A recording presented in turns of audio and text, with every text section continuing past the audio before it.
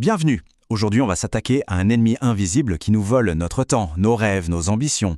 Cet ennemi, c'est la gratification instantanée. On connaît tous ça, non?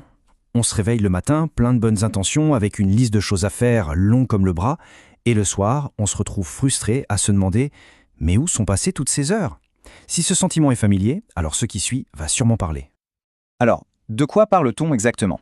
On parle de la boucle de la gratification instantanée. C'est un nom un peu compliqué pour un mécanisme tout bête, mais redoutable. En gros, on a un objectif à atteindre, mais une distraction se présente, facile, rapide, agréable, on craque. Et juste après, bam, le regret, la culpabilité. C'est ce cercle vicieux qu'on va apprendre à briser ensemble. Et pour bien comprendre ce combat, rien ne vaut une histoire. Laissez-moi donc présenter Anas. Son histoire, c'est un peu le reflet d'une bataille que beaucoup d'entre nous livrent au quotidien, sans même s'en rendre compte.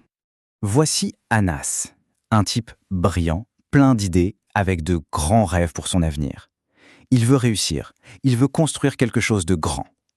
Mais Anas, il a un ennemi qui, au fond, nous est à tous très familier. Voilà le grand écart. D'un côté, les ambitions d'Anas, ce qu'il veut faire. Et de l'autre, la réalité. Chaque jour, il se fait happer par cette force qui lui murmure « Fais-le plus tard, c'est pas si grave ». Résultat, il est coincé, il tourne en rond. Et comme tout bon héros, Anas a son propre antagoniste. Son nom, Fatima. Mais attention, Fatima, ce n'est pas une personne. Non, pas du tout. Fatima, c'est le nom qu'il a donné à son smartphone, aux notifications, aux jeux, aux réseaux sociaux, bref, à tout ce qui lui procure un plaisir immédiat et facile. Le déroulé d'une journée type chez Anas, c'est presque une comédie tragique. Ça commence fort, avec une motivation au top. Et là, une notification. Il se dit juste une seconde. Une seconde devient une minute devient une heure. Et à la fin de la journée, le bilan est lourd. Du temps perdu et surtout un profond sentiment d'échec. Mais un soir, après une énième journée sacrifiée sur l'autel de la procrastination, il y a eu un déclic. Anas s'est regardé dans le miroir. Et ce qu'il a vu, ce n'était pas le reflet de ses ambitions, mais celui de ses excuses. Ce fut le point de rupture, le moment où il s'est dit « Stop, ça suffit ». Et à cet instant précis, il a pris un engagement, une promesse faite à lui-même, avec une détermination nouvelle. C'était sa déclaration de guerre contre Fatima. Le début de la reconquête. D'accord, mais comment a-t-il fait concrètement? La volonté, c'est bien, mais ça ne suffit pas.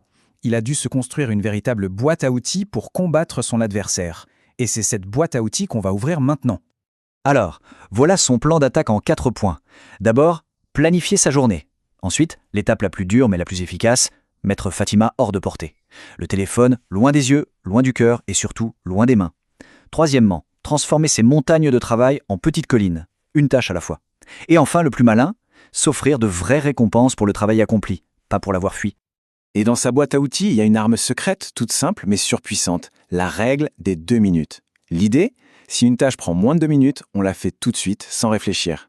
Ça crée un élan, une dynamique de victoire qui change complètement la perception de la journée. Mais la guerre ne se gagne pas seulement sur le champ de bataille, elle se gagne aussi dans la tête. Anas a dû changer son état d'esprit.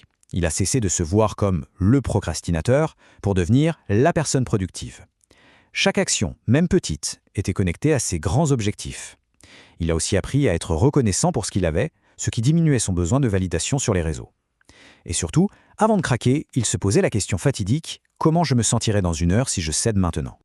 Très bien, mais alors, après toutes ces batailles, tous ces efforts, qui est devenu Anas? Est-ce que ça a vraiment fonctionné?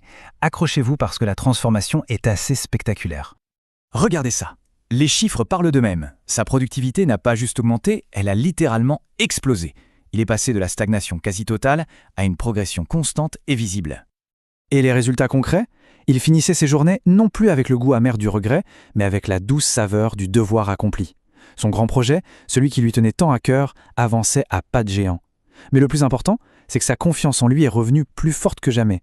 Il a redécouvert la fierté. L'histoire d'Anas est une leçon formidable. Elle nous montre que cette bataille contre la gratification instantanée n'est pas perdue d'avance. Loin de là. Les clés pour reprendre le contrôle sont en réalité à notre portée. Pour résumer, que faut-il retenir de tout ça? C'est simple. 1. Identifier ce fameux cycle désir, distraction, regret. 2. Prendre la décision ferme et conscient de changer. 3. Faire le ménage et éliminer les tentations de son environnement. 4. Rendre le travail facile en le découpant. Et 5. Célébrer ses vraies victoires, pas ses fuites. Finalement, l'histoire d'Anas nous renvoie à notre propre miroir. Chacun d'entre nous a sa Fatima. Elle peut prendre la forme d'un téléphone, d'une série, d'un jeu, peu importe. La vraie question n'est pas de savoir si elle existe, mais plutôt quelle forme prend-elle dans notre vie et surtout quel plan va-t-on mettre en place pour la vaincre.